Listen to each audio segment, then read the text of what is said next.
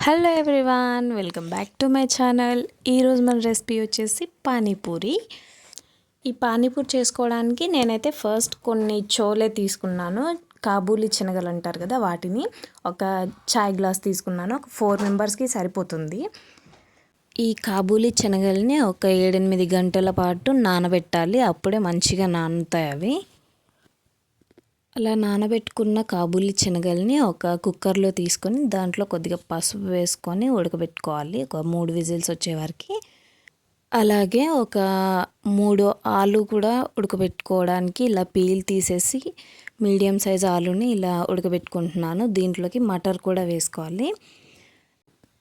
ఈ 2 ఉడికేలోపు మనం పానీపూరిలోకి పానీ రెడీ చేసుకోవడానికి ఒక నిమ్మకాయ సైజ్ అంతా చింతపండు తీసుకొని ఫస్ట్ అయితే క్లీన్ చేసుకోవాలి. ఇలా కడిగి పెట్టుకున్న చింతపండులోకి కొద్దిగా నీళ్లు పోసుకొని పక్కకు పెట్టుకోవాలి.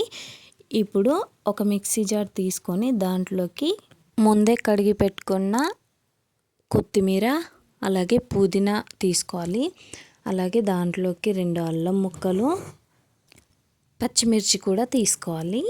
పచ్చిమిర్చి మనకి కారం ఎక్కువ కావాలనుకుంటే ఎక్కువ తీసుకోవచ్చు, లేదంటే తక్కువ కావాలి అనుకుంటే తక్కువ తీసుకోవచ్చు.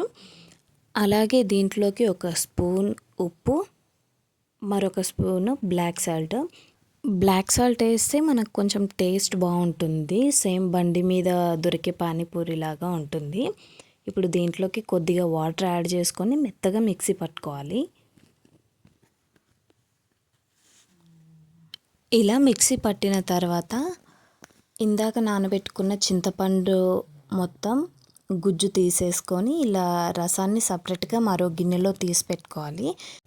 ఇప్పుడు దీంట్లోకి మనం ముందే పేస్ట్ చేసి పెట్టుకున్న పుదీనా కొత్తిమీర పేస్ట్ ఉంటుంది కదా, అది మొత్తం ఆ చింతపండు రసంలో కలిపిన తర్వాత కొద్దిగా మిరియాల పొడి, అలాగే కొద్దిగా ధనియాల పొడి, ఉప్పు, కారం, అలాగే కొద్దిగా బ్లాక్ సాల్ట్ కూడా వేసుకొని కొద్దిగా వాటర్ పోసుకొని మొత్తం మంచిగా కలిసేలాగా కలుపుకోవాలి. ఇలా కలుపుకున్న తర్వాత మనకి పానీ రెడీ అయిపోతుంది కదా. ఇప్పుడు చాట్ మసాలా ప్రిపేర్ చేసుకుందాము. దాంట్లోకి మనం ఇందాక ఆలు మటర్ ఉడికించుకున్నాం కదా, వాటిని ఒక స్పూన్ సహాయంతో ఇలా మొత్తం స్మాష్ చేసుకోవాలి. ఇక్కడ నా దగ్గర మటర్ ఉంది కాబట్టి నేను వేసుకున్నాను పచ్చి బఠానీ. మీ దగ్గర లేకుంటే వదిలేసేయండి. జస్ట్ కాబూలీ శనగలు అండ్ ఆలు సరిపోతుంది దీనికి. నా దగ్గర ఉంది కాబట్టి నేను మటర్ వేసుకున్నాను. ఇలా మొత్తం స్మాష్ చేసుకున్న తర్వాత దీన్ని ఇప్పుడు ఒక బౌల్లోకి తీసి పెట్టుకుందాము. ఇలా మటర్ అండ్ ఆలు ఒక బౌల్లోకి తీసి పెట్టుకున్న తర్వాత మనం ముందు కుక్కర్లో ఉడికించుకున్న కాబూలీ శనగలు ఉన్నాయి కదా,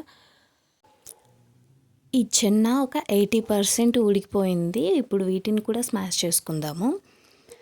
ఇలా స్మాష్ చేసుకున్న తర్వాత వీటిని నేను చాట్ మసాలా ప్రిపేర్ చేసుకోవడానికి ఫస్ట్ అయితే ఒక బాండీ తీసుకొని దాంట్లో కొద్దిగా ఆయిల్ పోసుకున్నాను.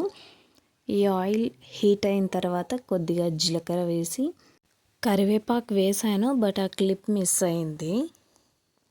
ఇలా జీలకర్ర కరివేపాకు వేసుకున్న తర్వాత మనం ఉడికించి పెట్టుకున్న కాబూలీ శనగల పేస్ట్ని కూడా దాంట్లో యాడ్ చేసుకొని మంచిగా కలుపుకోవాలి. ఇలా కలుపుకున్న తర్వాత దీంట్లోకి ఇప్పుడు కొద్దిగా కారం, అలాగే ధనియాల పొడి, అలాగే కొద్దిగా మిరియాల పొడి కూడా వేసుకొని కలుపుకోవాలి. ఇలా వీటన్నింటినీ తీసుకున్న తర్వాత 5 నిమిషాల పాటు వీటిని సిమ్లో పెట్టి ఉడికించుకోవాలి. ఇలా కలుపుకుంటూ ఒక 5 మినిట్స్ ఉడికించుకున్నారంటే మనకి చాట్ మసాలా కొద్దిగా దగ్గర పడుతుంది. ఇప్పుడు దీంట్లోకి కొద్దిగా కొత్తిమీర, అలాగే మనం ముందే ఉడికించి పెట్టుకున్న ఆలు మటర్ని కూడా యాడ్ చేసుకొని మనం తీసుకున్న మసాలా అంతా కలిసేలాగా మంచిగా కలుపుకోవాలి. బయటికి వెళ్ళి తినే పని లేకుండా ఇలా ఎప్పుడంటే అప్పుడు ఇలా చక్కగా ఇంట్లోనే పానీపూరి తయారు చేసుకొని తినొచ్చు. ఇప్పుడు దీంట్లోకి మన రుచికి తగ్గట్టుగా ఉప్పుని యాడ్ చేసుకోవాలి. ఇక్కడ నేను ఒక స్పూన్ ఉప్పు తీసుకున్నాను. అలాగే ఇక్కడ నేను కొద్దిగా వాటర్ కూడా యాడ్ చేసుకుంటున్నాను. ఇలా వాటర్ యాడ్ చేసుకున్న తర్వాత ఒక 2 నిమిషాలు సిమ్లో పెట్టి ఉడికించుకుంటే మనకి ఆల్మోస్ట్ చాట్ మసాలా రెడీ అయిపోతుంది. ఇప్పుడు మనకి చాట్ మసాలా కూడా రెడీ అయిపోయింది కాబట్టి ఒక బౌల్లోకి తీసి పెట్టుకున్న తర్వాత నెక్స్ట్ పూరీ ప్రిపేర్ చేసుకోవడానికి ఇక్కడ నేను రెడీమేడ్ పూరీస్ తెచ్చుకున్నాను. మనకు సూపర్ మార్కెట్లో కూడా ఇవి దొరుకుతాయి. మనం కావాలనుకుంటే ఇంట్లో రవ్వతో కూడా చేసుకోవచ్చు పూరీ. సో ఇప్పుడు ఆ పూరీలు మనం వేడి చేసుకోవడానికి ఒక ప్యాన్లో కొద్దిగా ఆయిల్ సరిపోతుంది, ఎక్కువ అవసరం లేదు. ఇక్కడ నేను తీసుకున్న ఆయిల్ ముందు ఒకసారి వాడింది. ఇలా కొద్దిగా ఆయిల్ తీసుకున్న తర్వాత ఆయిల్ వేడెక్కిన తర్వాత ఇలా 4-5 పూరీలు తీసుకొని నూనెలో ఫ్రై చేసుకోవాలి.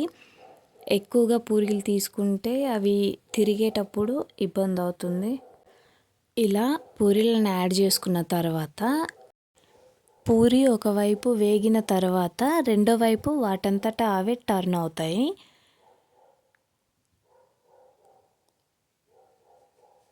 ఇలా మనం తిప్పాల్సిన పని లేకుండా వాటంతటా అవే ఒకవైపు అయిన తర్వాత మరోవైపు తిరుగుతూ మంచిగా మనకు పూరీ అయితే రెడీ అయిపోతుంది.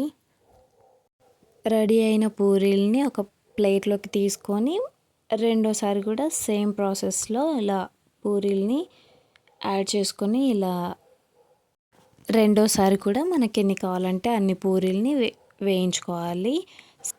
ఫైనల్గా మనకైతే పానీపూరి రెడీ అయిపోయింది. అచ్చం బండి మీద దొరికే పానీపూరి లాగానే ఇంట్లో కూడా తయారు చేసుకోవచ్చు.